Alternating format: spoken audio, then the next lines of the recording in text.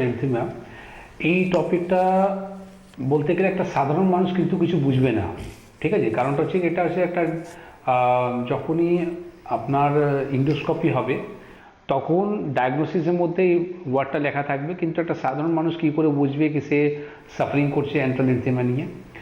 তো সাধারণ মানুষ সেটাই বুঝতে পারে কি যখন আপনি অত্যধিক মাত্রায় গ্যাস ফর্ম হচ্ছে বা কোলাইটিসের সমস্যা হচ্ছে বা প্রোক্টাইটাইটিস হচ্ছে, তো এই ধরনের যে প্রবলেমগুলো রয়েছে না, এই ধরনের প্রবলেমগুলো যখন সিভিয়ার জায়গায় পৌঁছে যায়, যখন পেশেন্ট ভালো হতে পারছে না, তখন ডাক্তাররা কিন্তু রিপোর্ট করতে বলে। সেই রিপোর্টের মধ্যে একটা পার্ট আছে ইন্ডোস্কোপি।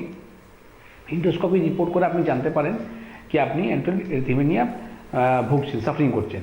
তো দেখুন, এই যে প্রবলেমটা অনেক ধরনের কারণ আছে। এটা হলে কি কি ক্ষতি হতে পারে আমাদের শরীরের মধ্যে, আর কি করে আমরা ভালো হব, সেটা আমরা আজকে এটা নিয়ে আলোচনা করব। তো প্রথমে আমি বলবো কি দেখুন, এটা হচ্ছে আপনার স্টমেকের মধ্যে যে লেয়ারগুলো আছে না, তার মধ্যে ইনফ্লামেশন হয়ে যায়, মানে আপনার রেডনেসটা বাড়ে। তো একটা মানুষের যখন রেডনেসটা কখন বাড়ে, আমরা তো এটুকু শুনেছি যখন আমাদের কোনো রকম চোট লেগে গেল, আঘাত লেগে গেল, তখন কিন্তু আমাদের স্কিনের মধ্যে কিন্তু রেডনেসটা বাড়ে।